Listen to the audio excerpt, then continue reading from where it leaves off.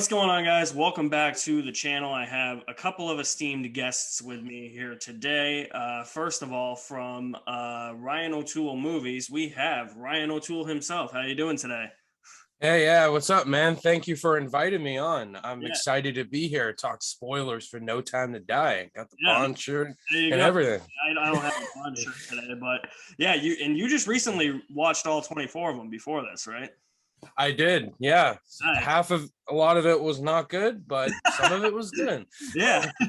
I'm like half of them I'm like, yeah, it's like solid to okay, and then there's like a few where I'm like, yeah, they suck. Yeah, And as a but huge this one was great. Yeah, So that yeah, was there you go. And then my other guest, you've seen him before on my channel. He's done quite a few Bond videos with me. We have Alex from Action Movie Guys podcast and Levels of Geek YouTube channel. How's it going over there? I'm good. I'm good. Good. I'm good. I haven't done the whole 25. I'm waiting for the 4Ks to come out before I do that whole Yeah, dip too. into I it. think they should do it for the 60th anniversary next year. Yeah. They should, yeah. All right. So as I said, I've already done a solo spoiler review for No Time to Die. So everybody who's watching this video, you have already gotten my thoughts, all 37 minutes of me just talking to a damn camera about this movie and my thoughts on the movie. I am going to butt in here and there in this discussion, but I mostly want to get two other people's perspectives. We were supposed to have another person, my cousin Pat, but he couldn't make it.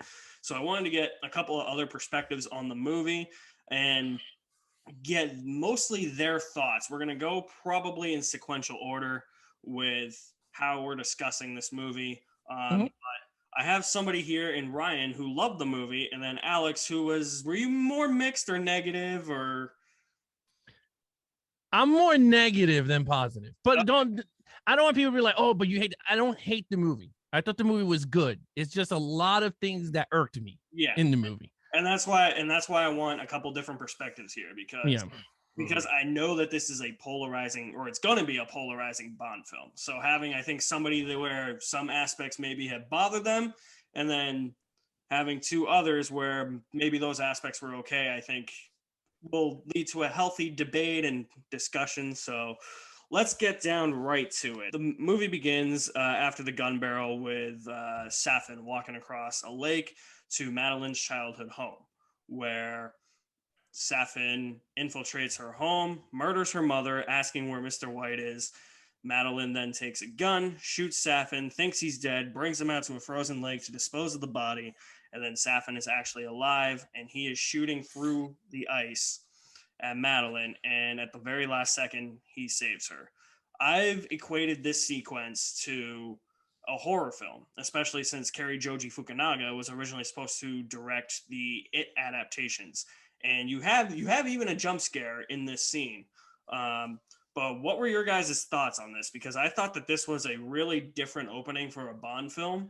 And it led to some of the most haunting, chilling, and disturbing imagery I've seen in a Bond film. So I want to get your guys' thoughts on it. Ryan, we'll start with you. Yeah, so I thought the opening was good. It's definitely not my favorite gun barrel from Daniel Craig. It's definitely Casino Royale. That's my favorite. But I really like how it opens with Safin. It shows him with the white coat walking to this house, which we've seen in the trailers. And he's got the mask on, which is pretty creepy. And then we see the little girl, and I did not know that was Madeline. And so halfway through the scene, I was like, is that Madeline? And it was. But I thought it was cool how it's set up, how creepy and unsettling Safin is as a villain. Mhm. I have issues with him, which I'll get into later. But I thought this opening was very dark. It kind of reminded me a little bit of the Man with the Golden Guns opening, how it introduces the villain, like Scaramanga, and how intimidating he is. Yeah. But it shows how intimidating Safin is. And just the cinematography, I thought, looked really nice for an opening. Yeah, and just before I let Alex talk, just because I'm gonna forget if I let him talk. There's when Safin's like walking towards the house, and you see like that distant shot of him like coming towards the window when Madeline's still playing. I forget what she's doing. I think it's after she opens like the cabinet to like the sink or something. I think she's coming back in, but then you briefly see like a shadow pass across like her or like the couch or like the screen or something, and I'm like, oh shit. Like I thought that was a small little. I picked up on that on second rewatch, and I thought that was a small little detail that just enhanced the scene for me. Yeah. Alex, what were your thoughts on the opening with Safin? It was very different. It felt like I was watching a different movie. Like someone put on a different. Like I was like, is this a Bond movie? Like it was just a weird. Yeah. And it's not a bad thing. Like I don't want people to be like, oh, it's bad. My issue with the opening was this flashback should have been the flashback Inspector when she was telling the story to Bond. See, I kind of have a problem though, because I think the continuity gets a little fucked up. Because when she's telling that story to Bond Inspector, it's like when she tells that every time I'm like, oh shit, like it's Safin. But then later on in the movie, when they get to Oberhauser's observatory or Blofeld's observatory, whatever the hell you want to call him in that movie, it's very like clearly hinted at that he was the man that came to her house to kill her. So when they were doing that, and it's actually Safin, it kind of crossed my mind for a minute. I was like, this is a little strange. Yeah, it was weird. Yeah, she said that story, and then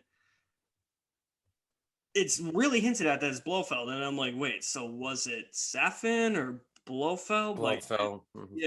Yeah. So that's like any issue I have with this film is really like a nitpick, but that was like my like little like nitpick. But I'm like, the continuity in these 5 films is already messed up anyway. So well, but the thing is, like, what I mean by it is like you could have did this. I mean, again, it would be shot different because it was Sam Mendes compared to this guy directing. But you could have did this scene in that flashback. But regardless, she was a little girl, so she doesn't know if it was Blofeld or this guy. You know what I mean? Because she was a little kid, so you can't tell the difference until, you know. I just felt like it was a different opening to a Bond. Like I was already gunning for like, our action sequence. Well, I mean, I was ready for that. Yeah. I think it was I think it was more to just establish like the revenge aspect of like Safin. And it was a risky move. I'll say that it was a very risky move to do that. It definitely felt like an indie film because I mean, Kerry Fukunaga comes from like indie films, like if you watch Sin Nombre or Beasts of No Nation, which I think is fantastic. Well, you can definitely tell the way he shoots this opening and the cinema and you know what it reminded me of? It kind of reminded me of Insomnia, Christopher Nolan's. A little bit. Yeah, a little bit. Yeah, it felt like a Nolan type of opening. It did. And I feel like this is something Nolan would do too. Yeah, definitely. Absolutely. And it was weird. The gun barrel opened with a disappearing Craig gun Which barrel. I think was like foreshadowing. Oh, he's gonna like it just shows that Craig always has an inconsistent gun barrel sequence. Yeah, he does. But yeah, and this one was definitely different. But I like that it is different, but it's not the greatest opening. I mean, I'm cool for like in franchise films like this. I mean, you could probably equate something like this to like what Rian Johnson did with The Last Jedi. Like, I think that's how I did this movie. It's like Rian Johnson did for Star Wars, or Kerry Joji Fukunaga did for Bond, what Rian Johnson did for Star Wars. Like, they take enormous challenges and risks. And I've really been kind of confused by Rotten Tomatoes' like critical consensus, where it's like, it's not the boldest or most daring. I'm like, really?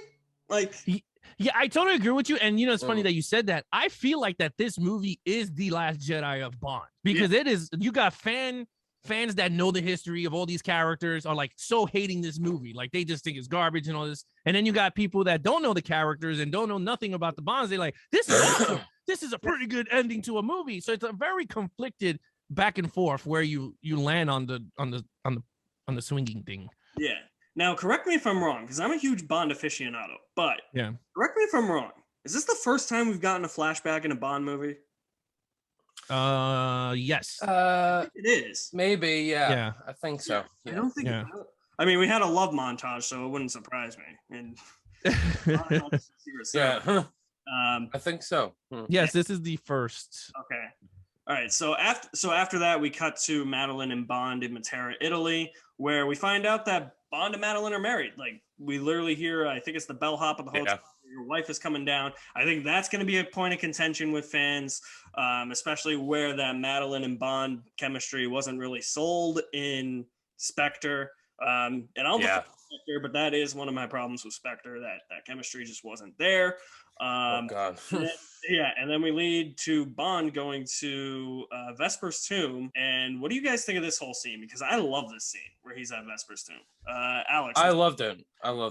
Yeah, I thought it was honestly, I thought the movie should have started with this. I'm gonna be honest with you, and then you could have threw this flashback during the whole when he was telling her, why, you're leaving. Remember that line he said, you're keeping secrets, and then he goes, "We'll get to yours in a second," while he's driving through Italy. We all have our secrets. Yeah, like get to yours yet. Yeah, so like perfect Daniel Craig impersonation. Yeah, that is a good one. I think that whole scene, I didn't bother me that he was married because you could tell like this is whatever 5 years later, so you could tell that their chemistry grew through the backstory, like behind the camera, which I was like, what it is, because I agree with you guys. That relationship in Spectre was bad. It was not good. It was bad. It was bad. I don't think it was bad, but it was just like I could see eventually that there would be something tangible there, just not in that movie. It could be towards the writers, because you know what? We got Vesper, and Vesper, you could tell he could have married her in 2 seconds in that movie because they had the greatest, the greatest chemistry. He was gonna give up his job with her, like he signed from MI6 and Casino Royale. No, but honestly, I think that scene, he says, "I gotta let it go," and he goes to the tomb and he sees the Spectre that blows up. I thought that scene was phenomenal, especially on IMAX. You know what I love about that scene too? When he's looking at Vesper's tomb and he says, "I miss you." You hear the Vesper theme from Casino Royale. I love it. Perfect. Yeah. And then when it blows up, you could tell it was a different style of movie, because once that blow up hit, you hear the ambience of his hearing. So like you're now Bond because you hear exactly what he's hearing. And I was like, that's really actually pretty cool, because you don't get that in a Bond movie. You hear explosion and then all you hear the bam, bam, bam, bam. He starts running. And like you're like, why is that playing when he's getting blown up? But I felt like it was cool because you immersed into the movie. Like it felt like a video game. Like, you know how you watch a video game and you're like immersed? That's what it felt like. And then him on the bridge, when that car was going towards him and he hid behind the rock, I was like, yo, this is actually a really cool scene. I thought that whole scene was going to be later in the sequence. Like, I thought he was going to fight Primo first, get on the motorcycle, and then somehow he was going to lose the motorcycle. And then that would lead into the bridge chase. But then when he saw like that kid bringing him up to Vesper's tomb, I'm like, I think the action scene is going to start with the whole bridge thing from the trailers where we see him jump off, and it did. I thought the whole sequence was fun. I mean, I'm living right now. I went crazy. Both scenes, like the Safin scene to open it, and the rest of this, and like Matera, I think is excellent. This is the longest Bond pre-title sequence. Like, I think this is 20 minutes. Like a 20-minute, or just over, because that Safin scene 25 minutes, I think. Yeah. And then once he gets into the car, I was like, oh hell yeah. I mean, that driving sequence was like one of the best ones I think I've seen in the entire series, to be honest with you. Like, not just in that scene, but like I think that scene's a standout for the cinematography. It's got to be some of the smoothest and crispiest cinematography in a Bond film. Yeah, I agree. Who did the cinematography? Did the guy, what's his name? Did he do La La Land? Yeah, it was Linus Sandgren. Linus Sandgren. Great cinematography.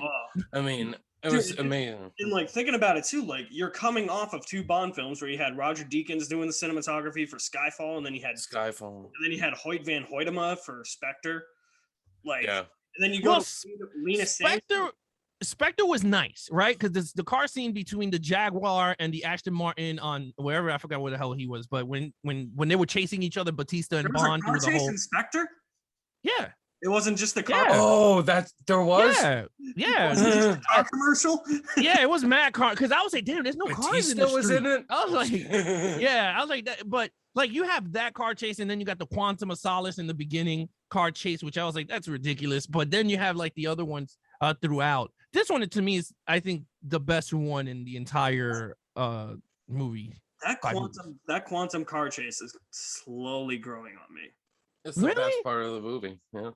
I don't know. While rewatching it, it hurt me. The beginning of that sequence in Quantum is edited poorly, but once he gets out of the tunnel and like it actually, it's edited a lot better. But nothing will top that airport sequence though. Gritty. Oh yeah. No, but overall, I enjoyed it. I thought it was I loved it right into the credit song. Yeah. I want to see what Ryan thinks. Yeah. So I mean, we're gonna talk about this a little bit later. The fact that Bond has a daughter, but we'll get there. But I wanna ask you guys: did you guys pick up on when Bond puts Madeline on the train right before the doors close? She touched the stomach. Yeah, it's kind of foreshadowed that she's pregnant because she touches her stomach. I don't know if you guys picked up on that. I thought that was. I did not. I've only seen it once. Yeah. No. Yeah, I noticed that, and then I love the opening credits. How it's like kind of like a throwback to Doctor No. Yeah, I love just like Bond just like puts her on the train. Is like, I never want to see you again, and then it cuts right to No Time to Die, Billie Eilish. Like, I think this is like my top 5 Bond songs. I think the visuals for the credits made it better for me because when I first heard it, I was it's something. Yeah, but like it's like what Sam Smith did. Like, if you can have interesting visuals for the opening credits, you can vastly improve the song. Yeah. Yeah. And I just love how like the opening credits, like they open with like it says like Albert R. Broccoli's Eon Productions Limited, and that's against like the circles from Dr. No, and then you have imagery from Thunderball and other Bond films from the past as well. Casino Royale. Yeah. Royale. Yeah, because you have the Skyfall, yeah, because you have the heart that's what do you call it? The hand of the clock. So yeah. It's definitely the most colorful out of the opening credits. I think we saw past Bond villains too, like Silva, Le Chiffre. Mm-hmm. Yeah. Like I also love the part too where like all the guns are in a line and then they start shooting, so it's like it's looking like they're missiles, but it's like DNA strands. Yes. Yeah. That was like very, very, very, very good foreshadowing of the actual plot, which honestly, to be honest with you guys, I honestly thought that this movie was going to start right away 5 years later after Spectre. Like, I thought the Matera stuff was going to be 5 years after. Because when I had heard Bond and Madeline had gotten married, I was like, okay, so it's 5 years later. Maybe we'll actually buy it a little bit more. But no, that took place directly like after Spectre. I was like, this was Endgame for me, Alex. I had no idea this took place 5 years after. I mean, so this is a direct sequel to Spectre. They go off, they have their honeymoon, they get married, and then it just says 5 years later. I'm like, this is like Endgame for me. I had no idea this was 5 years later. Yeah, which by the way, like Bond says we have all the time in the world. I knew right then and there, I was like, it's either the ending is either going to be Bond dying or Madeline dying. I was like, if you're repeating that line from On Her Majesty's Secret Service, one of them is going to get ganked. One of them's gone. And I was like, it's foreshadowing. Because originally, I don't know if you guys ever read the leaked script from the Sony hacks for Spectre. Originally, when Bond drives off with Madeline at the end, she's like, where are we going to go? And Bond says, we don't have to worry about that. We have all the time in the world, which led me to believe that Craig was going to come back for another one. It was going to be like kind of like a soft remake of On Her Majesty's Secret Service. So back in the day, I thought Madeline was just going to get ganked right in the opening, but she doesn't. And so after the credit scene, we flash forward 5 years later, and we find out that there's this MI6 lab commissioned off the books from M, which makes M super shady with his Voldemort past. And you find out that like the whole plot of this movie revolves around this thing called Project Heracles, these nanobots that are in like these DNA strands, but they're reprogrammed. I know I have it right. I'm just trying to explain it in a way that makes sense. So there's these nanobots and like these DNA strands that are programmed to kill the person that's like associated with like your DNA. So like say if Ryan and I were related, if I had gotten infected with those nanobots and I touched Ryan, he would die. Yeah. I was expecting something with like DNA or like genetic warfare or more. I was expecting cloning. I don't know what you guys think about that. Or if you just kind of, I know Ryan kind of went in blind, not really knowing, but there was a lot of speculation. It was going to be something with genetic warfare or biological warfare, or maybe even potentially cloning. What are your thoughts on this actual like plot with like this like DNA warfare? It's different. I mean, it is a guy trying to end the world pretty much, but like you described, it's like you're related, you touch someone, they could die. And it's all foreshadowing possibly to how this film's going to end. Is it going to be Bond or Madeline? And I thought it was a little convoluted at first, but after hearing it more, it kind of makes sense in a weird way. It's definitely a weird kind of plot. Not my favorite plot. No, Alex, what about you? I hated the plot. The minute they brought it up, I said, this is dumb. Like, I'm going to be honest, like, what makes it so weird is that M is the one that started it, right? Like, you're sitting there going, really? Are you really going to tell me now, out of all the M's that sat on that seat, he's the one that came up with this damn thing? So I don't know if you guys knew this, but one of the ideas for Spectre was to make Mallory the mole instead of that Weasel C. That could have worked. But like, I don't know if I would want that the movie after he's introduced as M. So I was like, all right, maybe they're gonna like when it said like, oh, it's like commissioned off the books by like M. I was like, oh, maybe they're gonna go down that route with M in this movie, and we're gonna get like a new M or something. And they sort of do. I mean, I like the idea that just Mallory for these 3 movies is kind of like some like shady like government guy. Like it kind of starts in Skyfall where he's like, oh, he's like M superior, and then the next one is like, well, he's like, I mean, he's trying to keep the 00 program alive, Inspector, so he's not as shady. But then this one kind of just is just like, yeah, he's shady. Like he commissioned this project for a completely different purpose, and then Safin's scientists or Spectre scientists got their hands on this thing, reprogrammed it so now they could take over the world. And I love the scientist guy, Obershev. He's annoying, but he's hilarious, like hilariously annoying, you know, like he's annoying in a good way. So I like that he kind of jump starts the plot. And then I'm trying to think because I've seen it twice. I'm trying to think of what's after that because I know that they wipe out the entire lab except for Obershev. He survives. And then is that when it cuts to Bond in Jamaica? That goes to Felix Leiter, I think, meeting him. I think it cuts to Bond in Jamaica, and then he discovers like Felix. a cigar, and then meets Felix too. And then you have Billy Magnuson as Logan Ash. Like, if you didn't think he was going to be bad, like, I was like, is that the dude from Game Night?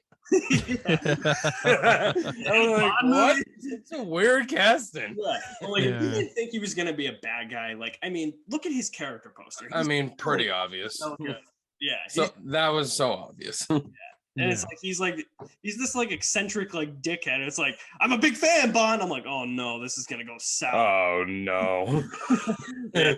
But what'd you guys think of like the introduction of like Lashana Lynch in Jamaica, that whole Jamaica scene with Bond, Felix, Logan Ash, and then how Bond actually comes back into the game? Do you think there was enough reason for Bond to come back into the game, especially when he learns that from Nomi that M was the one that commissioned Project Heracles? And do you think that it was worth it for Bond to come back knowing that in the end?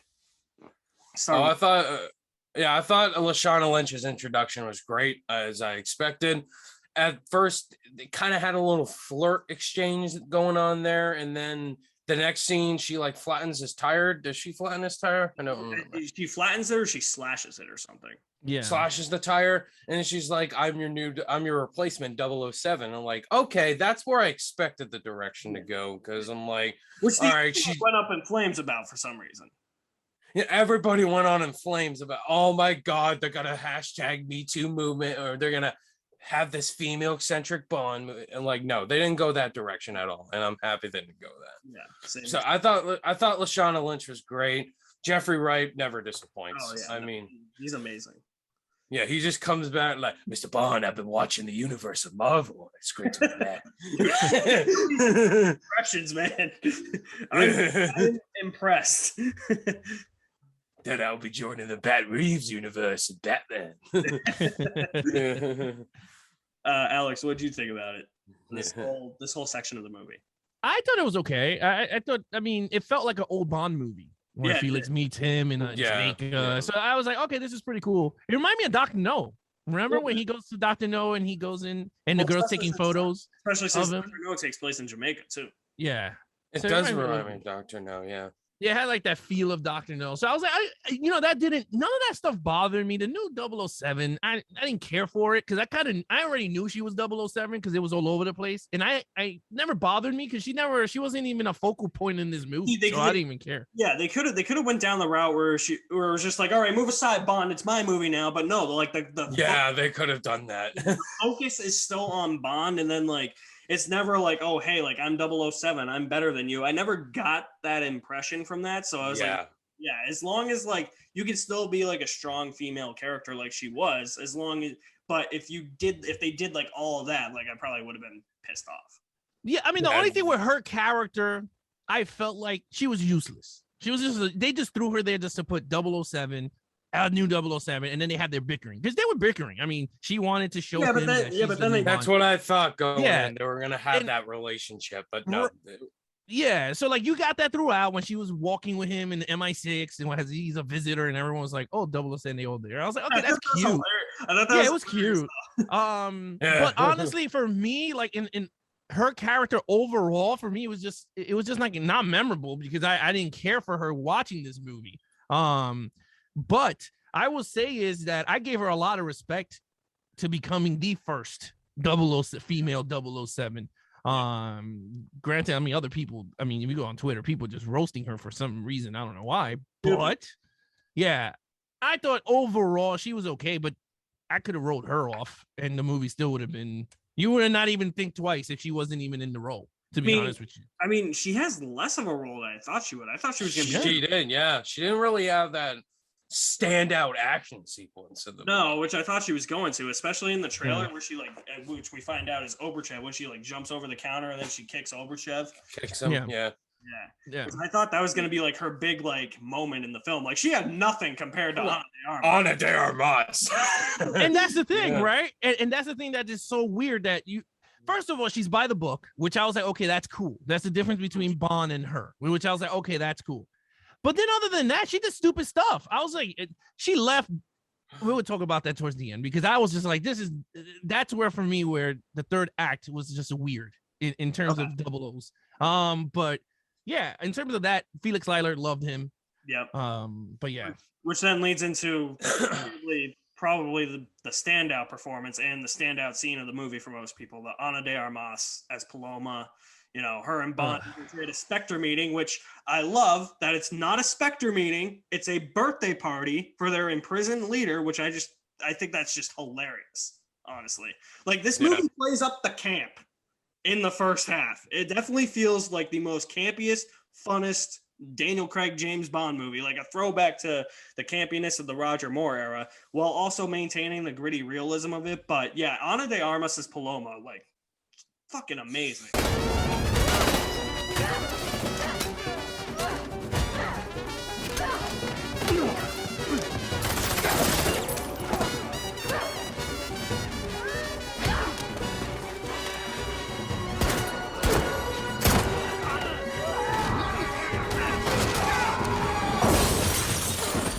Crush level just I mean, she's gorgeous. I think we all knew she was just going to have that one scene, but I've seen people being like, we needed more of her, which if we were going to have more of her, I knew it because that was the only marketing she got in the trailers. Exactly. Yeah. And then there's a part of me that wishes like she was at the end with Bond and Nomi at like Safin's island base. Cause I feel like that's like something where it's like, all right, we got to take this thing out. Like we need as much manpower or firepower as we can get. So what if she met Bond and Nomi at like the airport when they get on the plane and be like, yeah, I'm coming with you guys. I've been like, okay, that would have been cool too. But yeah, she kicks a lot of ass in that sequence. Oh, she got a lot of training. 3 weeks training, I think. Like 3 weeks. I'm like, wow.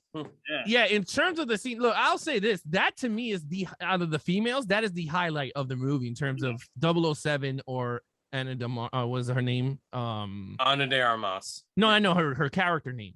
Paloma. Paloma. Yeah, Paloma. I loved it. I thought the whole bickering, not bickering, but I thought the chemistry between her and Bond was amazing. It was way better than where him and the other one, the 007 is on screen. I thought this one was more believable. Well, I think that's because too, like she was in Knives Out with Daniel. Knives Out, they worked together in Knives Out. Yeah. So I thought that was cool, and I thought the funniest moment is when he goes, "We need to take a shot," because that was like her first big moment. I love how they just do that in the middle of the action scene. Cheers. Yeah, I think. Salud. Yeah. What if he did like the detective LeBlanc voice? Let's take let's take a shot. Correct me if I'm wrong. Doesn't Bond also take a shot of like a martini, toss the martini glass at somebody? Yes, when he's walking into the party. When the guys are running out the party, he grabs the martini, drinks it, and throws it. It was funny. Daniel Craig, some fun, finally. I would take a whole Bond movie with LeBlanc as LeBlanc.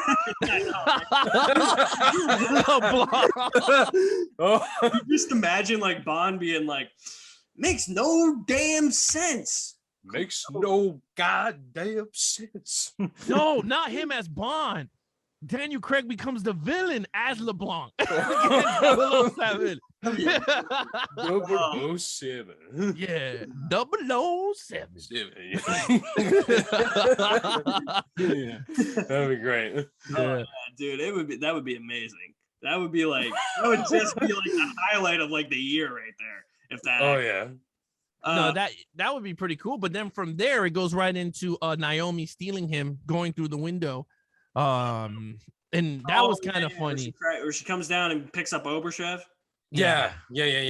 She grabs him, and then next thing you know, Bond is running and it shoots her line. She crashes into the wall with him, which then has her pinned down. So that was a cool sequence because he knew that her getaway, like which way he was gonna go, and it was very badass, right? Because once he took the shot with her. And he was like, "Salud." He grabbed the M16 and he walked outside and started pinning all of them like any direction. I was like, "This is really badass." I'm gonna ask you guys something, like especially in these like opening parts, like these first few parts of the film.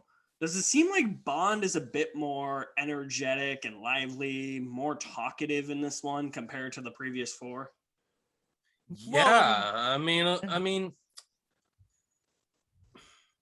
he doesn't feel like that gritty Casino Royale Bond. I mean, it feels like Daniel Craig's like more adjusted to his Bond since he's a bit older. He doesn't have to. Yeah. Well, yeah, you have. I think. Sorry, I cut you off. I'm sorry. But I think when you look at like the 5 movies, like he doesn't give a repeat performance throughout any of the 5 movies. Like, and I think that their natural progression is there, where like he starts off as like, oh, like the unseasoned veteran who's like or the unseasoned rookie rather, who's like the cold-blooded and makes mistakes. But then like as the 5 movies progress, like Skyfall, where he's burnt out and like probably doesn't like his job, but he still understands that he has to be there for Queen and Country. And then like Spectre makes him like the more like smooth, suave, like cool Bond that we all love from like the previous ones. And then this one is just like he's out of the game, but like for some reason like he's speaking like he's saying what's on his mind, and he's talking to a lot more people. Like when he brings Oberchev back into like the ship that Felix and Logan Ash are on, like it's probably like the part of the movie where it's like, Bond, can you please just shut the hell up? Like, because he's just like, what is this? Like, tell me what this is. What does it do? Where'd you get it? I'm like, oh my God, Bond, like, please just stop. I actually like that. I like that. Yeah. I felt like what happened with this movie with Bond that I really liked over. I love the Casino Royale, right? Because he started to get his 007 license and it's like, all right, cool. Yeah. But for me, with this movie is once he visited Vesper's tomb, his regret was gone. He was just like, now I could be myself, because he always had Vesper in his mind. He had the armor up. Now that he's married, you know, she was like, let it go. He went, he let it go, and now he became pissed off Bond because they messed up his honeymoon, and he's like, fuck, now you drag me back into the damn game when I didn't want to be back in the game. I was living my life in Jamaica. And I think that's where we got from here. We got someone that's now living his life. He's done with work. He said what he had to say to Vesper. He left his wife on the train. He doesn't care no more. He's just living his life now. He goes, I don't, you know, he hasn't even talked to Q or Moneypenny in God knows how many years. I think 5 years or something like that. 5 years, in the movie. So like he just lived his life. And in the movie, that's what we got. We got him having fun. And then when he's pissed off Bond, he goes, you know what? I'm not under license to kill no more. Like, I could do whatever the fuck I want. And that's what he did. He was like, tell me where this is from. Tell me where this is going. And I loved it. I was like, I love the idea too, where he's working for the CIA rather than MI6. I thought that was brilliant and just hilarious. Like, there's just so many like little moments like that I think enhance this film altogether. And then eventually we find he gets back to MI6 with the Living Daylight's car, and you had the Bond. Oh no! Remember, that was a big scene. I fucking cheered. I cheered. Yeah. I'm like, I know that Aston Martin from the Living Daylights. That's my favorite Bond car. That's my favorite Bond car. No, but remember, easily my favorite Bond car. We missed a big highlight where Felix Leiter died. Oh yeah, that's right. Yeah, Felix. He died. Pissed me off in the theater. When I say especially.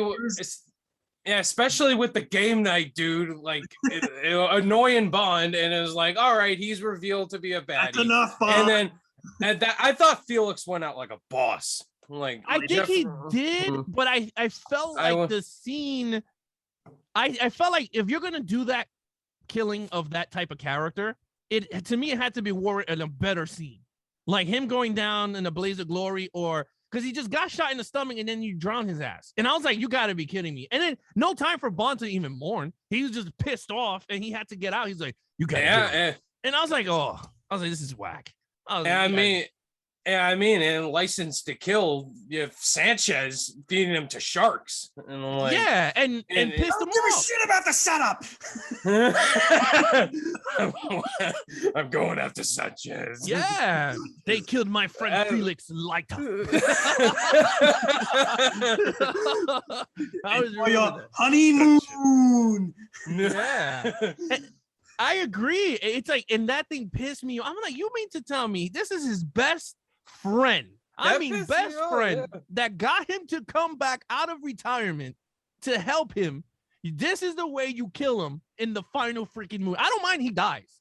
I thought it would have been cool. I mean, I agree. I agree. I don't think that's the way he should have went out, but I thought he went out like a boss. He did. He did. He did. I definitely saw it coming though, because it was kind of like the similar situation with Ana de Armas, where it was like, oh, he's only in like certain scenes in the marketing, so I'm like, yeah, Felix is he's dead. Like, well, he was like that in Quantum, though. Remember, he was like, "You got 30 seconds to go, my brother." That was a good Jeffrey. Just have David Harbour over there, and it's just like his name. I was like, David Harbour's in a Bond movie. Yeah, he goes, "You don't know who he is," and he's completely wasted. Was he in Casino? Was he in Casino Royale or Quantum? No, he was in Quantum. Quantum. Yeah. When was it Damien? When we watched Quantum of Solace, I'm like, "Fucking David Harbour's in a Bond." Oh shit. With a weird ass mustache. Yeah, was it what's his name? Dominic Green. Dominic Green. Yeah, he goes, I need you to do me a favor. And he goes, what is it? He goes, I need you to get rid of Dominic Green. This person. I hate that guy so much. Oh, he's the worst villain. He's the worst. I don't even remember his plan. He's the worst Bond. He had no plan. He was just buying land. Yeah. He's like, I want to kill geologists and drown them, but I want a piece of desert for a hotel that doesn't. I don't know to. Mr. Bond. Yeah, it was. Yeah, I remember because that's where he was like, he goes, "You know who he is?" And then he showed it to him. He goes, "No." But then but I feel like Jeffrey Wright. I felt like, to me, that character, the way he died, I was like, ugh. I was fine with him like getting shot. Like, I was like, if he's gonna, I don't mind that. But when you get shot in the stomach in a movie, you know he's dead. Anywhere else, you go, okay, he's alive. But when he goes in the stomach, you're like, oh, my man is dying. We don't know when. But he was just like, it just annoyed me. I don't know. There's two things that set Bond off the edge. You kill his buddy Felix Leiter, and if you shoot his Aston Martin. Yes. Yeah. Or blow it up, because remember Skyfall when he grabbed the propane tank? So he got pissed off. He was like, oh, yeah, mommy's coming. Yeah, but no, in terms, and then from there it goes into the he goes to MI6. Yeah. Then he goes to MI6. Pulls off the cover for the car and then drives off, and it's I was like, yeah, bitch, we're back. It's the Aston Martin with the Living Daylights. Yeah. Well, the license plate is from the movie. Yeah. The Living Daylights movie. That's the exact same license plate. And I was like, oh, yeah. I was like, that's cool. Which I love. And then I love everything when Bond comes back to MI6. The fact that he has to wear the visitor's pass, and then like he's walking down, down with like Nomi and Moneypenny, and everybody's like looking at him like, that Bond? Yeah, is that James? Yeah. And then he gets into M's office, and I love how M's just looking at him, and Bond just says, "Did this desk get bigger, or did you get smaller?" I'm like, yeah, and then he walks out after he's like, yeah, the desk definitely got smaller or bigger. I don't know. I love how that was like a running joke for like probably 2 minutes. Yeah. I like that sequence because it showed you Bond was pissed because he lost his friend. And he was just like, dude, I'm going to tell you exactly my mind. It shows you different perspectives too, because you have Bond's perspective and then you have Mallory's perspective too. But Mallory's perspective was horrible. Like his explanation was just like even Bond was like, when Bond was defending it, like, why would you do this? And I was even sitting in the theater going, well, you're an idiot. Like, if you didn't think no villains are going to figure this shit out, like, I don't think he thought like anything was going to happen because he's like, I'm doing this off the books. Like, nobody knows. Dude, he runs the 00 that gives him missions for people that do the shit that he does. And you mean to tell me he did not think he was going to figure this shit out? Like, that's what annoyed me. And not even bringing in Q, the guy who does all this stuff. But remember though, he said it wasn't originally commissioned to like kill people. He said it was like originally commissioned, I think it was for the 00 program, to do something completely different. And then the Spectre scientists or Safin scientists, whatever they are, they got a hold of it, and that's when they reprogrammed it to make it more lethal. Yeah, so, but I mean, you have to use common sense. You're the head of 00. You should have knew that this shit ain't gonna work. Like I get it. Yeah. The way I see it is that like I don't think Mallory knew. Like I don't think he's like, this isn't designed to be a weapon, and then somehow like it was designed to be a weapon that dismantles Spectre. Like Spectre is out of the picture except for Blofeld now. That was stupid. Let me just be honest with you, because you had 2 movies with Spectre. Yeah, Bond couldn't find none of them, and then you throw a fucking birthday party and you demolish the entire Spectre in 5 seconds. That's not really their fault. And I kind of figured that was going to happen anyway, because Christoph Waltz said he would only come back to play Blofeld if Daniel Craig was in the Bond movies, and he originally wasn't going to come back for this anyways. And then B, like, I get it, like, but think about it.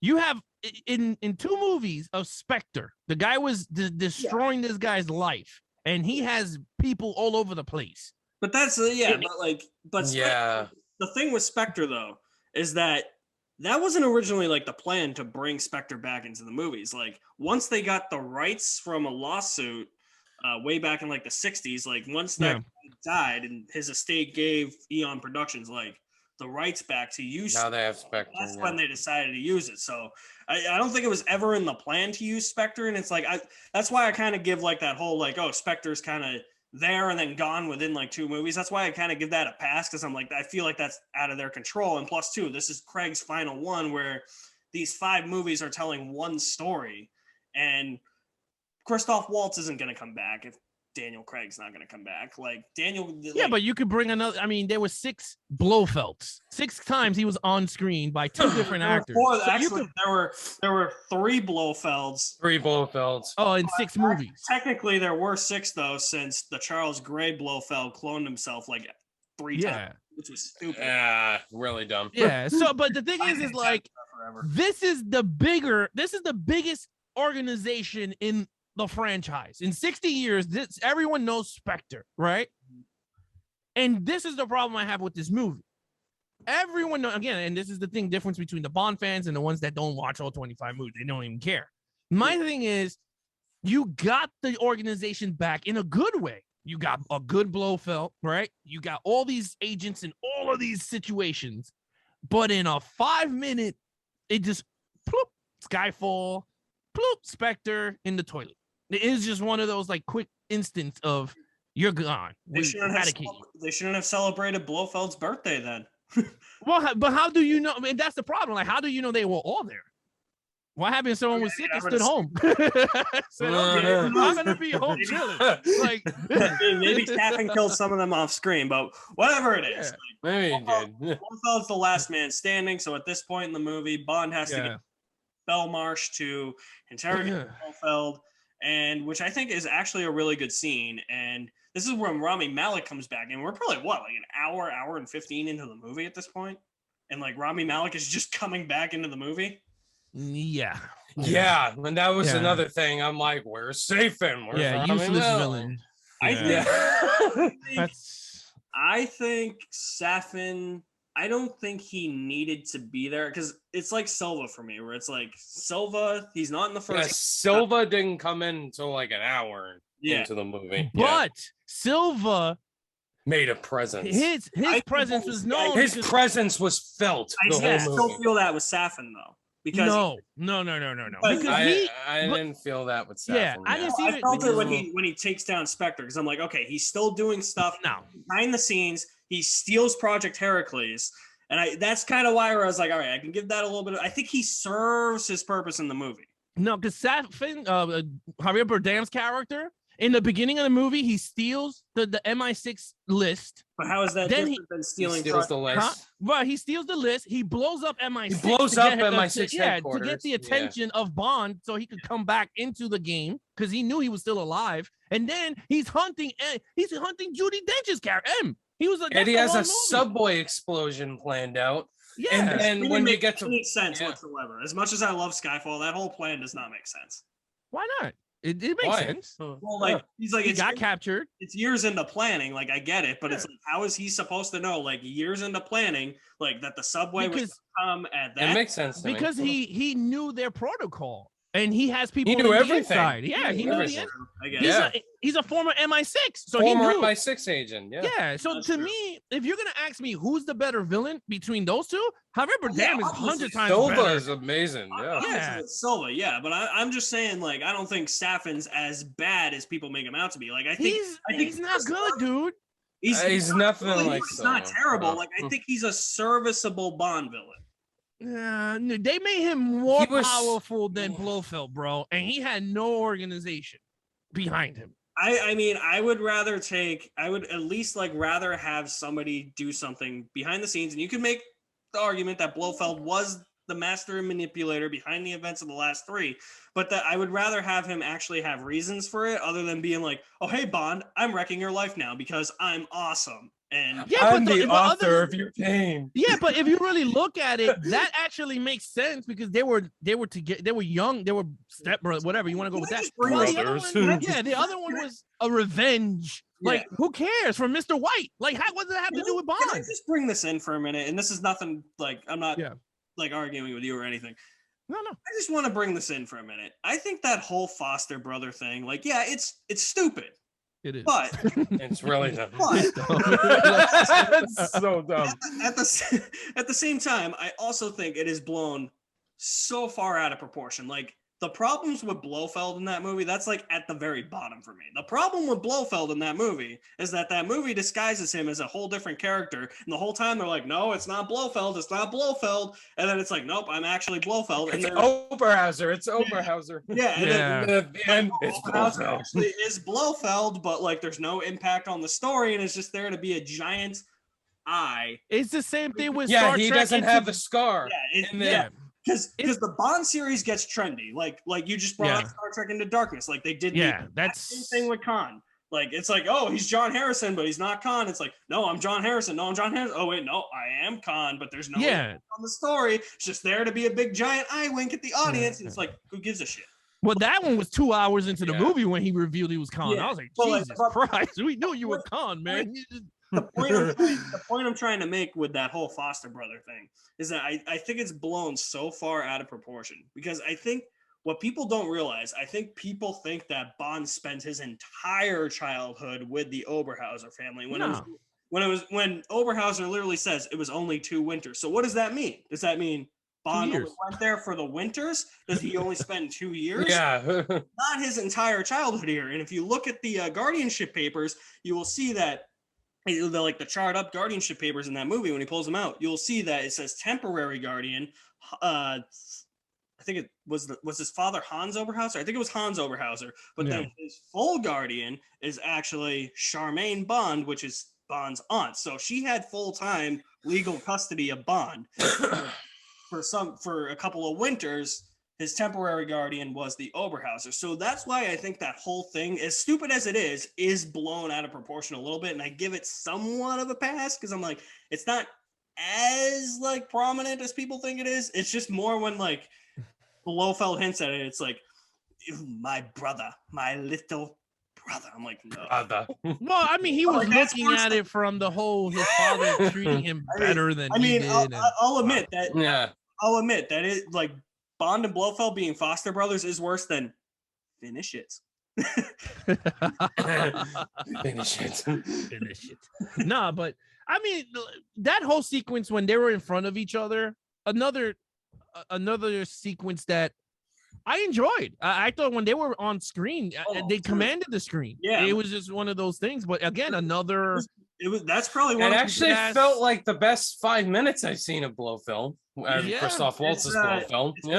It's one of the best scenes in the movie. It almost gets derailed when Bond's like, "Die, Blofeld, die." I'm like, "No, don't say that. No, don't say that." He could have said, but luckily, like, it doesn't ruin the scene. No, I mean, but it tries to kill him. Yeah. I don't know. I just felt like once he does from there on, for me, I was just like, and then he does die, and that's when again another annoning thing. He's just like. Yeah, I was like, this is stupid.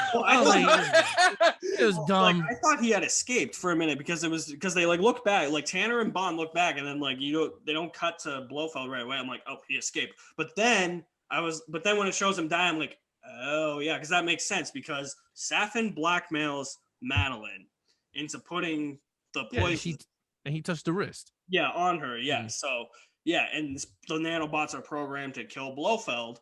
And so when Bond touches Madeline's hand, Bond gets infected, and then when he's like, "Die, Blofeld, die," which is still stupid. And he touches Blofeld, like, and then you see Blofeld dead. He's literally like, I'm going to be honest with you. This is the two main deaths with Felix Leiter, and my dude Blofeld.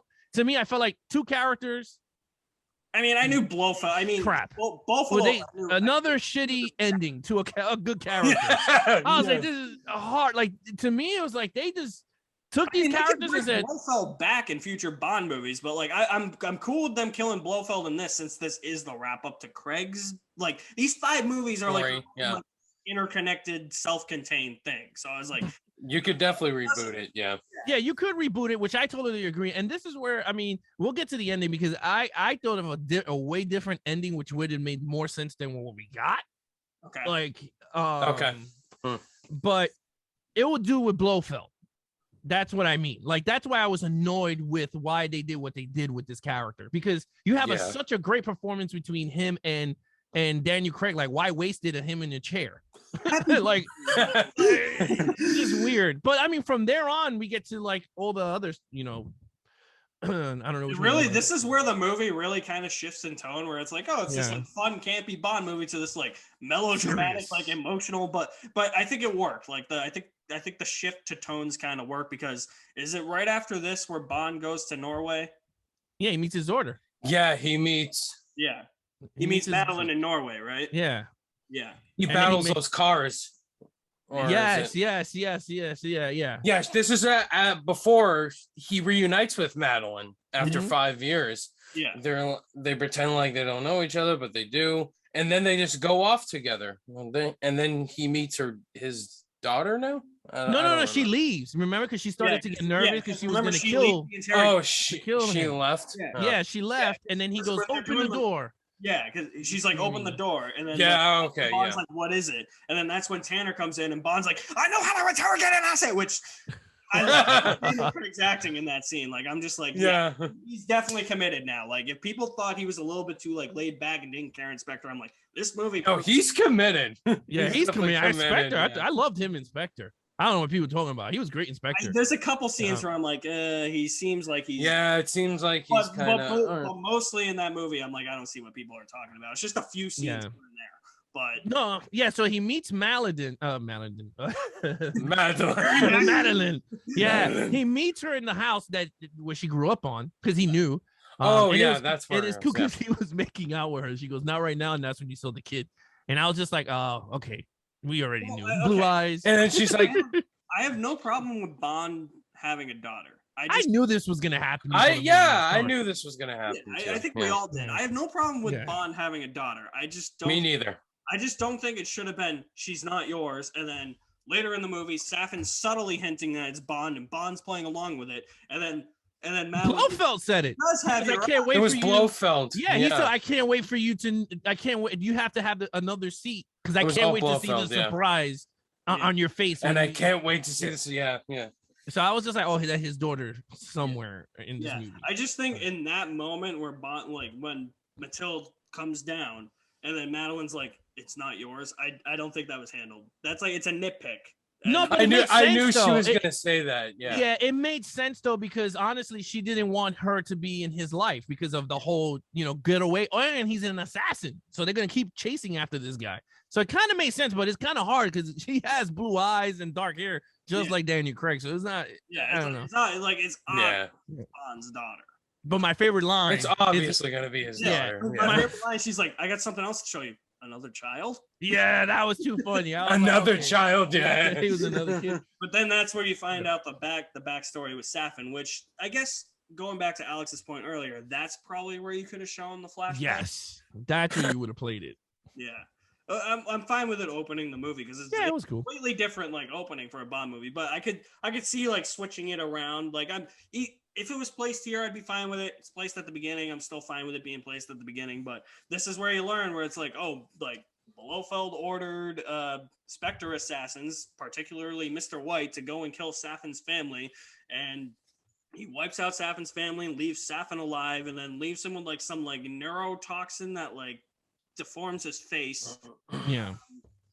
And so now he's got, I think that's a big reason why he hides the mask. It's all, or hides his face behind the mask, rather. I'm tripping up on words. But I think they also put that mask on Safin at the beginning because it's like, it's still Rami Malek playing him, even though this is probably like 20 years earlier. We just don't want you to see that it's Rami Malek because he's supposed to be super damn young. Yeah. And that's never really brought up. It's like, how old is Safin supposed to be in that opening scene? And it's Rami Malek, but other than that, and then that leads to a brilliant car chase and a fantastic scene in the woods. Oh, the woods. Yeah, that's a good. That was a good scene. I never seen fog used so good. Oh, it's so good. Yeah. Yes. And my favorite scene in that scene is when Logan is under the car and he goes, "We're supposed to be brothers," and he's like, "I had a brother," and he slams the car on him. I was like, "Yeah!" Your eyes only, yeah. Yeah, he was like, his name was Felix Leiter. Yes. I also love when Bond like takes like the towing cable from the front of the car, wraps it around trees, and then you have the guy on the motorcycle. I'm like, he just got wrecked. Yeah. There's also that really good shot too of like I think it's Logan Ash in the car where he's like, all right, there he is, and then like the camera is kind of like on the side. And then like you see him like shooting through the windshield and the camera's just like right there, like on the side of the car. I'm like, this is filmed so like perfectly. Like, the action's filmed perfectly. Yeah. Yeah. 100%. And it shows the brilliance of Bond, right? In his situation, he was in the middle of the towing cable of a car and he wiped out a motorcycle and a Range Rover knowing where he was going to go. Cause remember he drove around and he couldn't see the tree and it flipped over. Right. Like he knew his surroundings and how to knock out every. It's a brilliant. I mean, it shows you his seasoning on how long he's been under secret as an MI6 agent. That's why I love that. You're right. The whole action sequences made sense and it was awesome. Right, and then Safin shows up and kidnaps Madeline and Mathilde, which they had to be careful with in the trailers because he brings them back to his base. That's in the middle of an island between, I think they say like Japan and Russia. I think is what they say. Japan. And they had to be careful in the trailers because that's all digitally edited out. Like she's like Madeline and Matilda are literally standing in that scene where you see like Safin like walking out and he's got his hands like this. Like that scene's in the trailer, but Madeline and Matilda, yeah, exactly like that. Yeah. Madeline and Matilda like are not in that scene in the trailer, so they definitely they cut it out, digitally edited them out. And it's just like for me, okay, this is kind of where the point of contention comes for Safin for me, because I think he is a serviceable Bond villain. It's more, but like I said, like my problems with this movie are more nitpicks. His motivation is, I don't know if it doesn't really make sense or if it's just unclear, because his whole motivation to me, other than like, I get the whole like wanting to take out Spectre, like take out Spectre's leader, like make sure Spectre doesn't exist. I get that. Like he wants revenge on Spectre. Perfectly. Crystal clear. But then his whole motivation for like distributing like the nanobots is like, that was unclear. Yeah. He's like, I want, like, he obviously has a god complex. So I get that. So I think from what I got from him was that he just wanted to kill millions of people so he could like rule the world or something. I'm like, like, you know, history isn't kind to men who play God.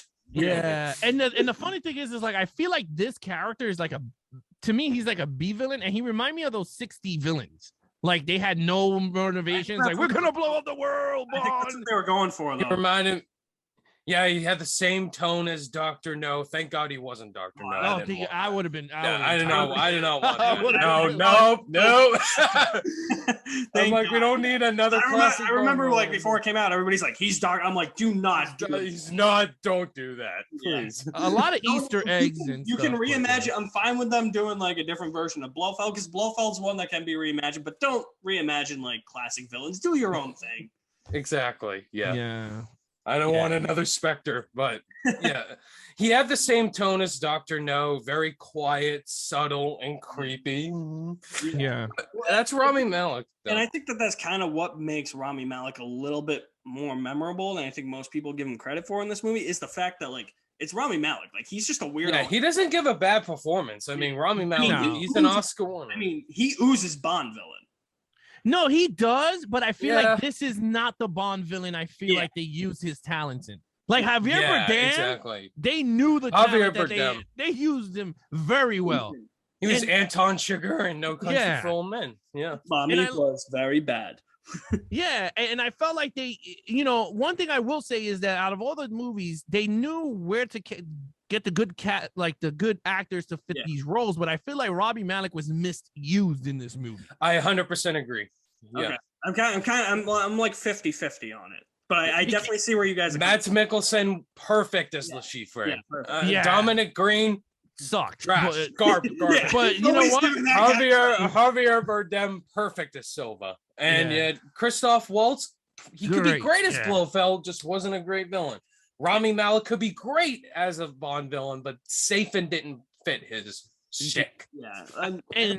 I think I'm more 50-50 on it. I definitely see where you guys are coming from, though. And the problem is that this movie had multiple plots. It's not like it was one focused plot line. It had more than one plot line. The whole thing with like Safin wanting to take over kill millions of people with the nanobots. Like, I just don't think there's a reason for it, honestly. Like, but remember, you have that plot line. You have Bond's daughter's plot line. M's plot line. I'm fine with like the Safin like taking out Spectre and like making sure Spectre doesn't exist, like meshing with the whole like nanobot and like genetic warfare plot line. I'm just saying it's more like where the idea to kill millions of people came from, because it just seems like he wants revenge on Spectre. But they just threw it there because it's a Bond plot line in every freaking and then movie. Like his motivation, people want oblivion, and I could be sneaking under their skin. They're invisible. God, I'm like, huh? I mean, it's definitely like it. Like I said, it's a nitpick. It's not something I'm really but like thinking about it more, it might actually be a legitimate problem, because it just seems like it comes out of nowhere. I feel like that. This movie had a lot of plot holes. It's just the problem is the final is Daniel Craig's final whatever. So everyone's not even focusing on the thing. I'll tell you this. I can overlook problems in the script as long as the movie maintains an emotional core, which I think this movie did. No, it did. Agree. It did. But the thing is like I felt like this movie. First of all, I know a lot of people have this length problem, right? With the movie, like it was 2 hours and 45 minutes. Oh, it felt a little long. I felt the runtime. I think more in the middle. I think there's enough. I felt the second act. I felt the runtime. Yes. After the 100%. because there's not a lot of action between the Cuba shootout and then the Norway chase. I think when Bond gets back to MI6, I think it's moving along pretty well. When he's interrogating Blofeld, it's moving along pretty well. It's just I think that it feels like it's dragging slightly in the scene where he goes to Madeline's childhood home. Once you get to the Norway car chase, it picks up again. But I think it was just that little slow, like it's not 10 minutes. It's not as slow paced as Spectre. I felt the runtime in Spectre, but Quantum was Quantum is an hour and 45, and it felt like 8 hours. It's like Spectre feels like it's shorter than Quantum. I don't agree with that, but I felt the runtime in Spectre. But Casino Royale and Skyfall, 2.5 hours flew by.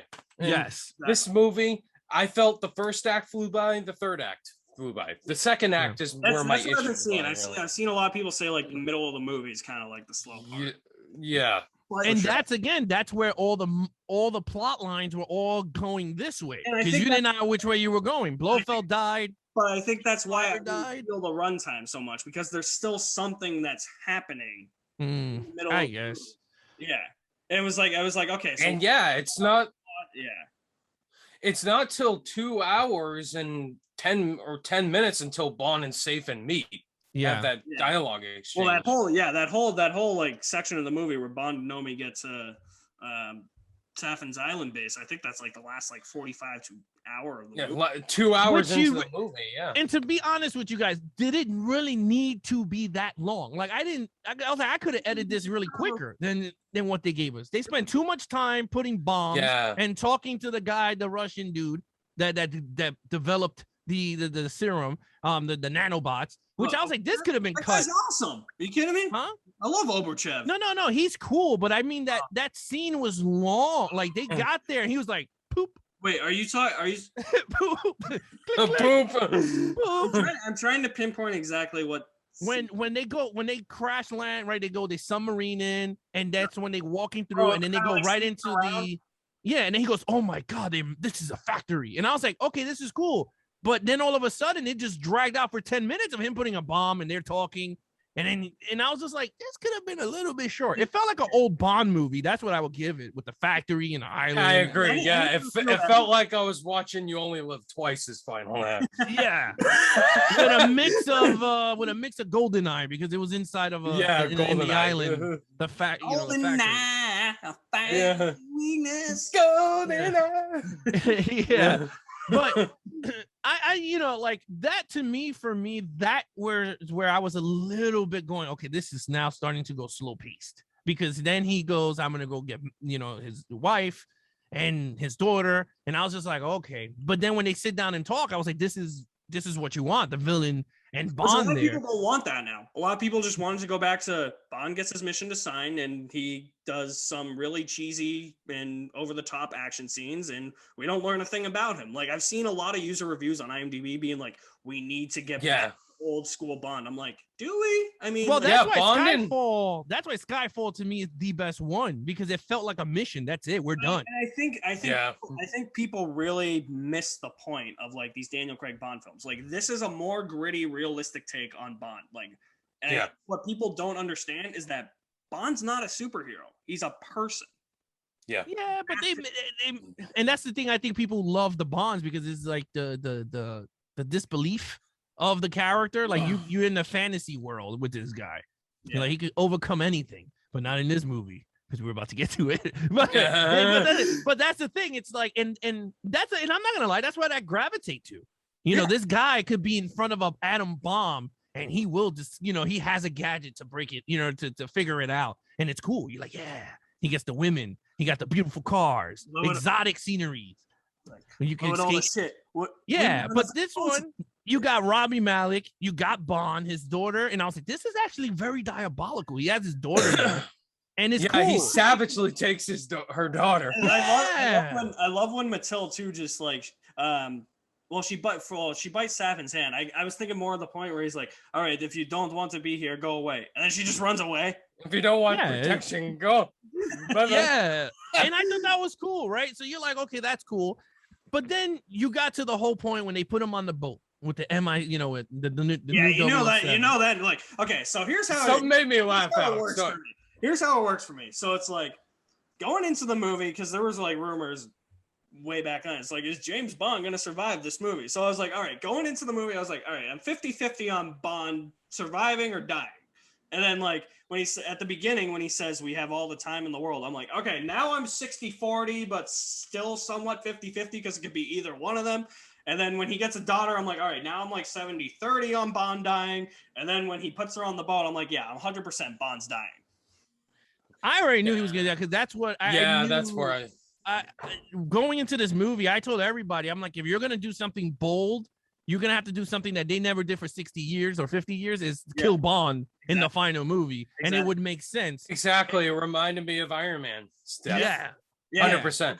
This is the thing with the Bond series. They get super trendy. Like Die Another Day, the trend in like the early 2000s was let's just have giant CGI explosions. So Die Another Day had giant CGI explosions and Bond kite surfing down a CGI wave, which is but it wasn't the fault of the movie makers, right? Because that was the generational where we lived. And then you look at like the mid 2000s, like why does Quantum of Solace feel like a really like choppy edited like action movie? Because that's what the Jason Bourne movies were. And then you look at like Silva, like people say Silva is kind of like a ripoff of the Joker. I'm like, I don't think he's a ripoff of the Joker. I don't think he ain't no Joker. Yeah. Very inspired. Sam Mendes fully admitted he was inspired by The Dark Knight. Exactly. To make the movie. Where the inspiration is coming from. And it's like, oh, Bond dying in this movie. It's like, well, Wolverine died in Logan. I mean, they killed off John Connor in Terminator Dark Fate. Horrible. Yeah, I know. That was horrible. But Iron Man dying in Endgame. I'm like, so like Bond follows trends, and then if you want another trend, like going back to the whole like, oh, my name's Oberhauser, but I'm really blow. That was a trend for a while, Yeah. No, I agree. I agree with you on that. But with trends, you got to do it right. I don't care if you want to do trends. You could do all the trends. You could do CGI, but as long as you know how to use CGI, then this situation with Bond's dead. Like they put it on the boat, and then all of a sudden it would turn white. And my wife was like, what's happening? I was like, he's dying. I was like, that's his last moment of seeing his wife and daughter right there and then on the boat. Before he died, that action sequence where he's like, okay, I got to go open up the missile silo bay doors. He's like, that action sequence where he's going through like the stairwell. I'm like, that's the one take. Yeah, that was the one take. That was awesome. Like, that was great. That was great. That was fantastic. Yeah, it was. And my only problem is that a 00 would never leave another 00 by themselves. She would have stood in the island with 00 to finish off the mission, which I would say because Madeline, she could handle herself. So there's no way that she needed another person. She could ride a boat. Well, what about 009 and Octopussy though? He got killed, but then but if you notice, look in GoldenEye 007 left 006, but that's because he got shot in the head. But normally he was coming out to save his friend. He could have left. He could have said peace. You got caught. But no. Quick side note about GoldenEye. I love that little moment Bond has in that movie where Aurora was like, throw down your weapon and walk towards me. And Bond just goes, how original. Yeah, and then he's putting the 3 minute on the clock. He switches it. But that's the thing. It's like that sequence. I was like, this makes absolutely no sense for me because she's going by the book. She should have got out the boat with him. I think the whole thing is like, well, Bond's gonna get off the island anyway. But again, you never know. See, I haven't really seen that be a point of contention. When I've seen be a point of contention is more like, all right, Bond opened the missile silo doors and then Safin closes them. It's like, what is the point though of like Bond staying on the island other than probably killing Safin? Because the point is because the missiles were going to bounce off the metal that was closing. But that's the complaint I've seen is that people would be like, would they really just bounce off though? Wouldn't they just? Would they bounce off? Yeah. Well, that's the thing. You really don't know. And the problem is if let's just say 007 stood behind, he would have never died because she would have shot him the minute he came and shot Double I mean, O. Bond was gonna die anyway. Like Safin shot him 3 times. He could have survived. Did he touch his face? I don't remember. Yeah, he scratched. Yeah, he scratched. Yeah, scratches. Yeah, Violence, he's dead. Yeah. And this is where, to me, where I was like this, and I got really mad, and that's where people got up and left. But that was their problem, not mine. I can understand why people would get mad. Yeah, this is where I got angry, because this is where I was like, this makes no. You're about to kill a character that survived every type of thing thrown at him. This is why I will not argue with people if they hate the fact that Bond dies. Yeah, I understand. I personally love it, and I think it was. I loved it. I thought it was great. Yeah, and I thought it was done well. But if you hate it, like this is the complete opposite of Luke Skywalker in The Last Jedi for me, where I'm like, no, like this is how he's supposed to be now. Like, and I will fight. I will defend Last Jedi to people, but I understand people to the death if they're like Luke should be like the like hero, not a curmudgeon like old like bastard going to die on a rock and be like, no, you're fucking wrong. With this, I'm the complete opposite, where I'm like, yeah, if you don't like that Bond dies, like I get it. I will say this for you guys: I don't mind him dying. Yeah, I did not get mad at that. I got mad at the way that they killed this guy from a villain that did not fight. I did not even touch him. He shot him twice. Bond flipped him over and whooped his ass in 2 seconds, and then shot him twice. And then he was just like, and I was like, this is not a way. I think it was more Safin breaking the vial of the poison on Bond's face. Poison. Yeah, and then he knew that he could never touch his daughter and his wife. He was in the poison water, wasn't he? I love Rami Malek, but like even in Dolby, I had a hard time understanding what he was saying in that. Like I couldn't even like hear.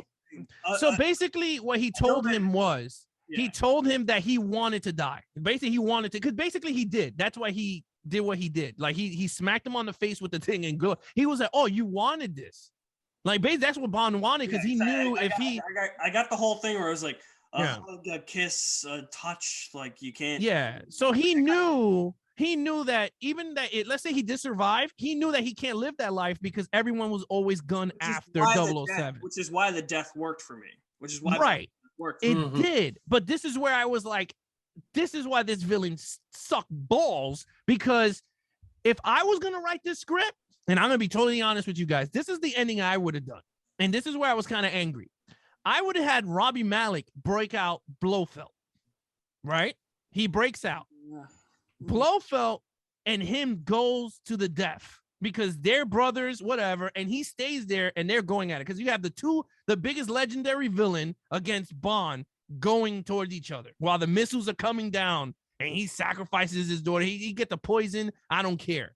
But at least Blofeld and Bond, like Darth Vader and Ahsoka, in freaking in one of the, I forgot the damn Rebels cartoon, but they went at it when the whole thing exploded. I would have said, you know what, that's cool. Instead of him have a character that I don't even, not memorable for me at all as a villain. I'm fine with the way it went down. I'm fine, yeah. I mean, it could have been better the way it was handled. Yeah.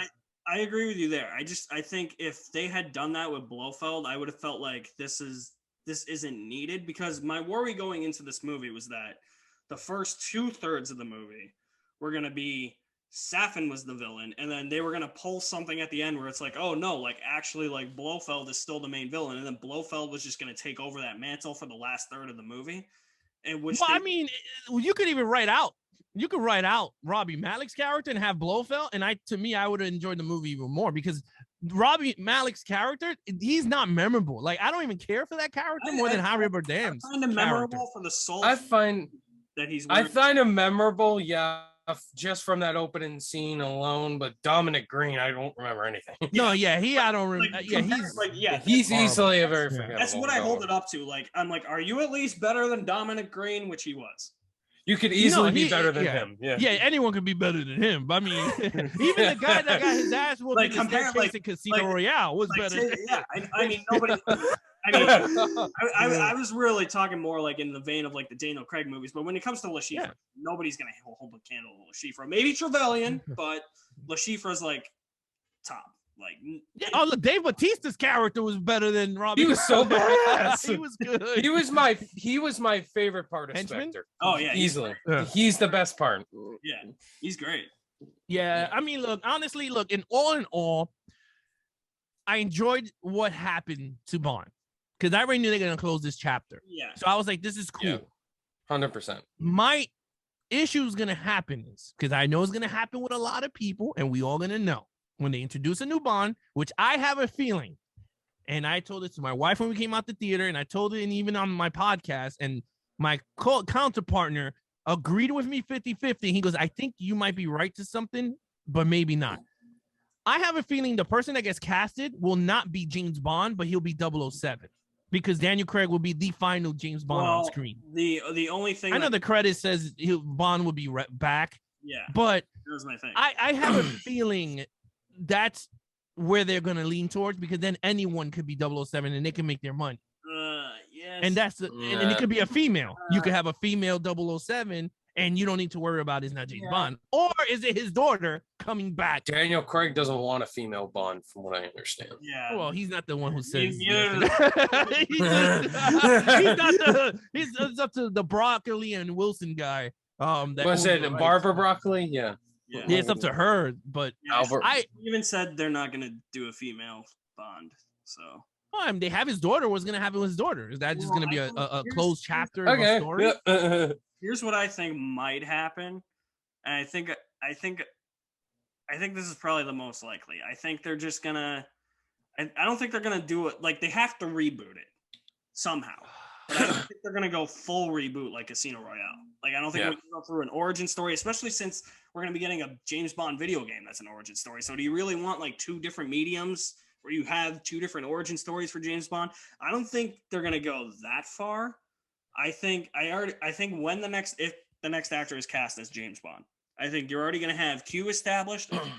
You're gonna have Moneypenny established. I think you're gonna have M established, and who knows? Maybe the next Bond movies might take place in the old timeline that happened with Connery, Lazenby, more Dalton and Craig, where it takes place, or more Dalton and Brosnan rather, where it takes place in that, and then Craig's is like its own self-contained thing, and then they go back to like anthology, like standalone films, which I'm fine with them doing. Like for an actor, I'm fine with them doing like an interconnected, more serialized story. Just I don't think they should do it right after Daniel Craig. Maybe give like an actor or two like his own like standalone series, you know. So I think that's probably what's going to happen.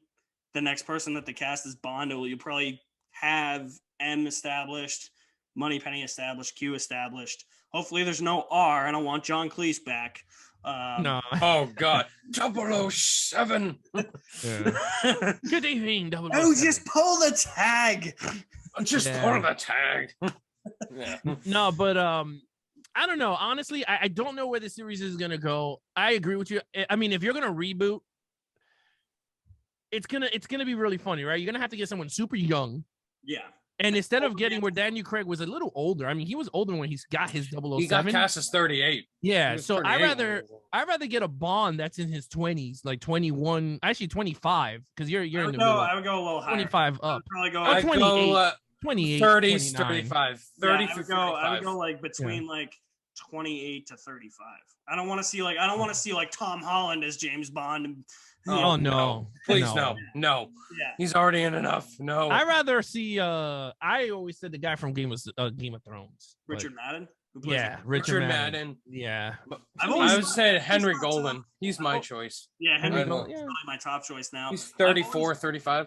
Yeah, Henry Cavill is way too big. Yeah, he's too. I mean, he's Superman, so he'd be like a built because like you got fucked over with Superman. So, I mean, if he's Bond, he has to lose all that muscle because Bond is not known for muscle. He's just an average guy in a suit. Yeah. I mean, well, muscular because Daniel Craig put the. You don't want to see him do the. Yeah, no, I don't want to see that. But no, I mean, Sean Connery and George Lazenby, they were cast in the early 30s. So yeah, I mean, there was someone around there. Dr. Connery was 32. 32. Well, it would make sense though because you see him young, and then everyone that he comes across it would be Anna de Carmes. If they bring her back, she's young anyway, so it would make sense I don't think with they're their going to chemistry. back from the Craig movies. I mean, they will. Or if they're going to bring back, I think they'll do a no. They will. series. They will do a spinoff, or they'll Paloma. do. Yeah. Well, Paloma could, because honestly, she's the Colombia, she's the Cuba MI6 agent, so who cares? They can bring them back. Like, at this point, though, they were supposed to do like 2 spinoffs already, and they haven't done them. I mean, Wei Lin from Tomorrow Never Dies was supposed to come back and Die Another Day, and then that Jenks, then Halle Berry, wasn't she supposed to get some? Supposed to get a spinoff, and then that didn't happen. Oh no! Especially after Catwoman. Thank God, because I'm not a fan of Halle Berry as an actress. Lately I have been, but like way back then I was like, no. I would say this: if you had to tell me which spinoff will make more money, I would say Paloma over 007. Paloma will make so much money because if it's written the same way that she was in the movie, she's like it would work and bubbly and all happy because she got her first mission, you know. And it'll be cool because since she did interact with the legendary 007, it'll be funny because that's her biggest highlight. You know, when she's doing stuff like, I worked with 007.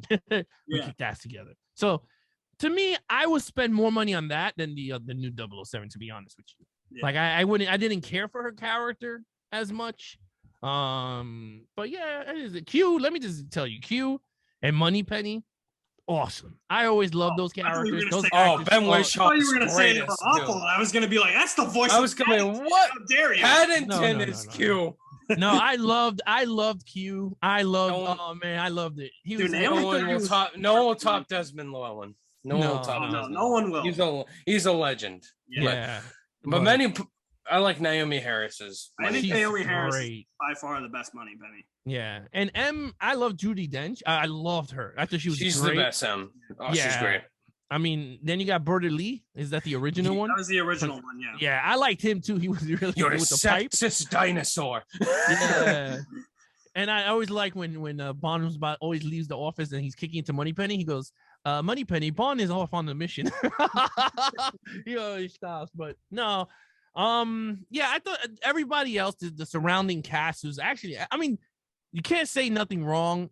The difference between the Daniel Craig's and the Pierce Brosnan era is that Daniel Craig had a great cast surrounding from 1 through 5 films. Yeah. Whereas Pierce Brosnan did not have. I mean, he had recurring villains. Sean Bean, man. Sean. He's got a great cast. Yeah, he did. Pierce Brosnan's got a great cast surrounding him. So was Electra. I thought it was awesome. No. I mean, great. I don't mean the villains. I don't mean the villains. But then you have Denise Richards too, where it's like, no. No, but what I mean is I don't mean like the villains. I mean like we had Pierce Brosnan, we had Judi Dench, right? But what I mean is like the people surrounding them in MI6. You had Tanner, which is really good. You know, that was always with I always blank on his name. The actor is Colin Salmon. He was like the Tanner guy in the Brosnan ones. What's his name? The guy that was in Arrow. He played the father, right? Yeah. He was a Resident Evil too. The British guy. I know who you're talking about. He played General Zod in Krypton, the TV show. I hate it. I hate that I blank on his name. Look, okay. I'll say this though. For anybody watching this who did not like the ending, and like I said, I won't argue with you if you hated the ending, but I just want to throw it out there. It's not the dumbest thing they've done in the series. No, I got tears. Yeah. It made me tear. I was watery. I was watery. It's definitely watery. It's definitely the most risky move.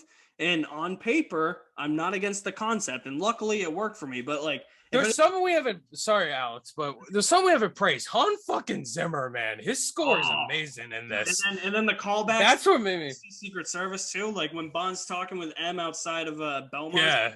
And it's like you hear like dun, dun, dun, dun, dun, dun, dun, dun. I'm like, it's On Her Majesty's Secret On Her Majesty's Secret Service. Yeah, and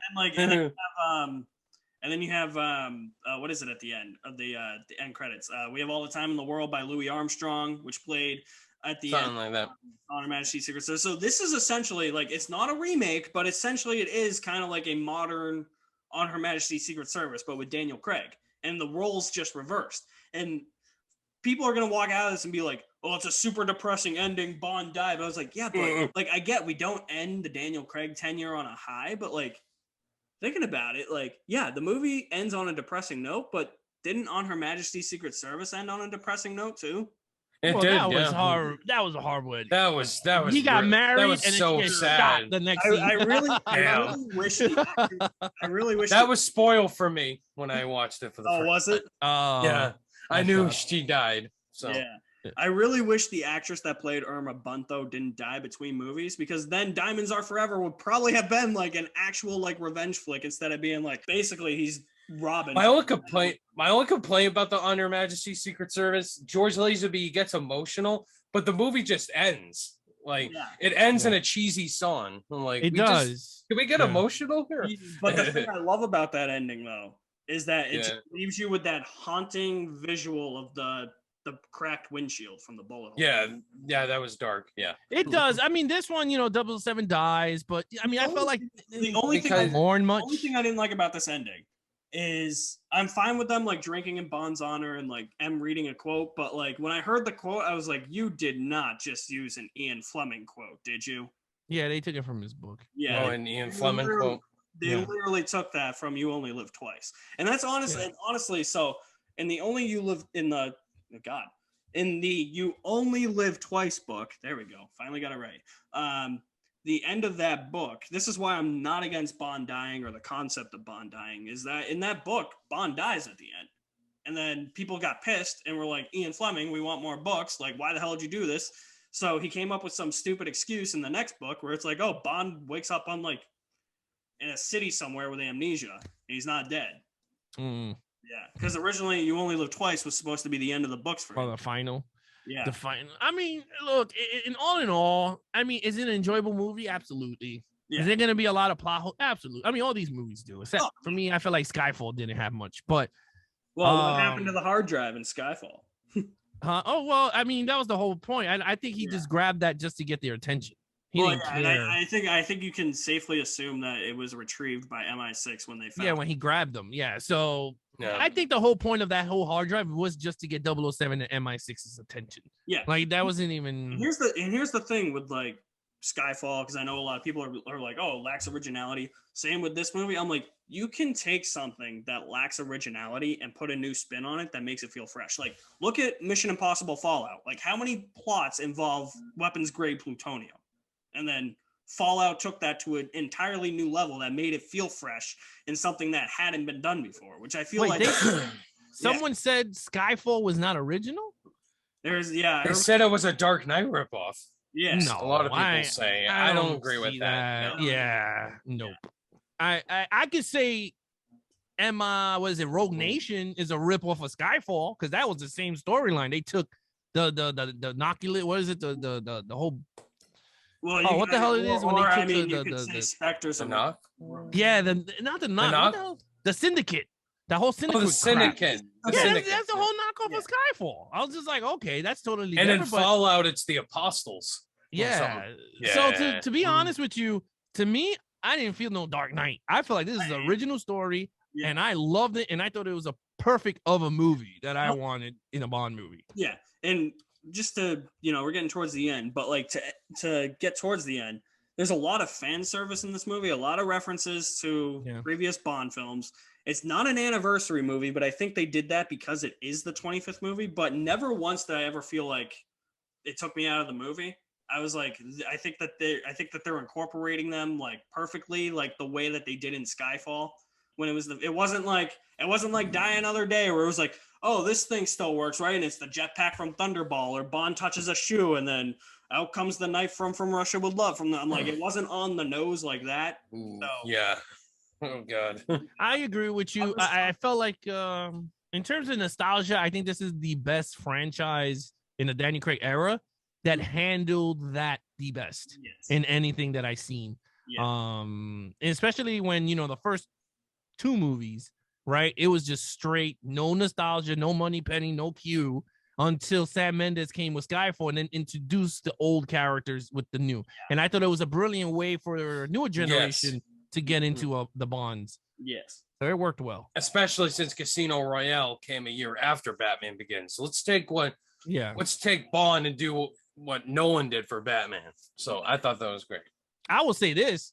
I would like Christopher Nolan to direct the first Bond movie in the series. There's so many hints of Nolan in every single Daniel Craig Bond. I'm like, Nolan should do the next Bond movie. Yeah, I agree.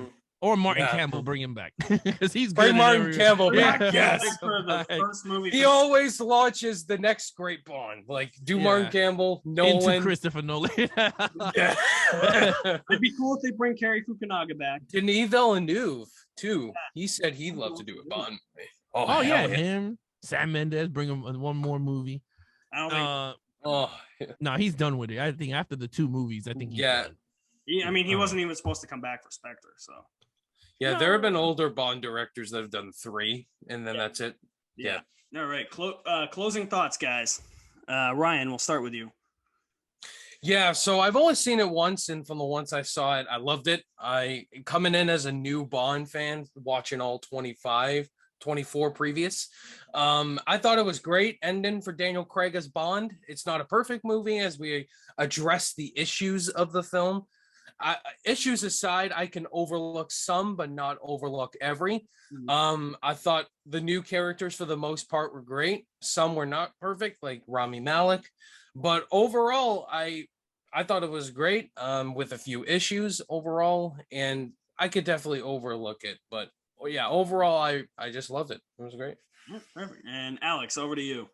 All right, for myself, I think this is a good movie. I can see why it's 50-50 between Bond fans and non-Bond fans, or it is what it is. But again, this is the reason why you enjoy watching movies, right? Everyone got a different opinion on whatever they see. So with that, I enjoyed it for what it was. Is it a movie that it's not the movie I would love to see the same Skyfall type of film for the final movie, but I'm okay with everything that happened. I wasn't too crazy with Rami Malek. The ending I felt like it was kind of but it is what it is. But I think everyone should enjoy it for what it was. And for the final 5 films that Daniel Craig gave us for 15 years, it's an amazing run of someone putting on the suit. I mean, because he could have walked away after him breaking his leg, but he stuck with it. So, so I think I'm more along the lines of like Ryan. Like, I think my problems for the movie, they're not major problems. Like they're like nitpicks. It's like Endgame for me, where it's like, I don't think I have anything like major that I would like cut from the movie or fix. It's just little nitpicks here and there. But I also want to say something I actually didn't bring up. I think what I like about the ending for this too is that it makes that line from Casino Royale. I've heard double O's have a very short life expectancy mean a little bit more in the long run. And so that played into why I love the ending a lot. I just think even if the script is a bit weak at points, like I said earlier, the emotional impact that the movie has on me, I think, outweighs the problems with the script. And I loved all the action. I loved the music. The performances were great. I loved all the new characters.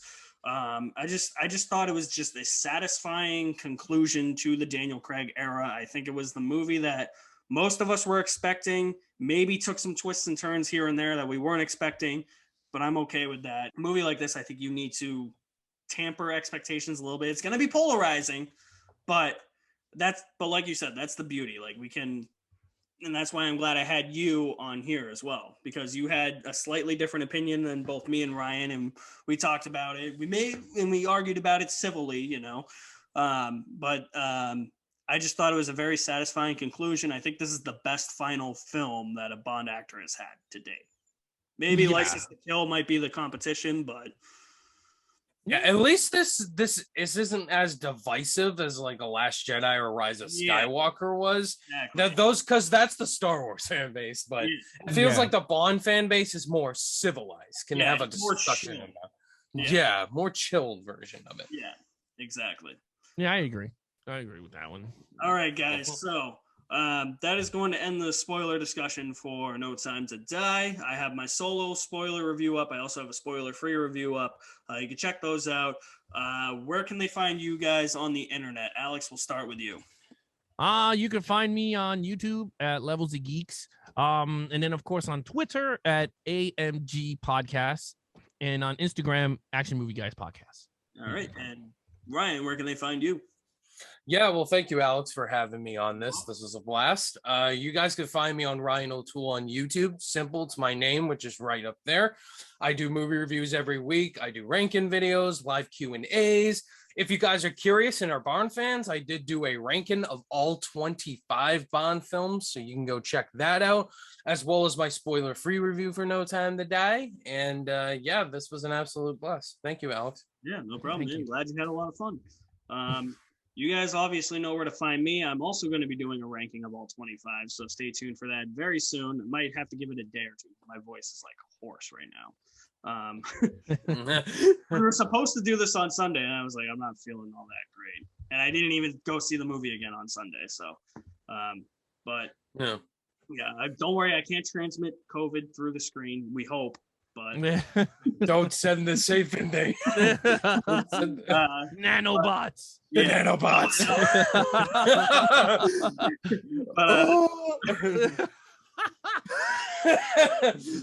But this was a blast, guys. I'm glad you guys were able to take time out of your busy days to do this with me. So kudos to you guys, and we'll see you soon. I'll see you at the movies somewhere.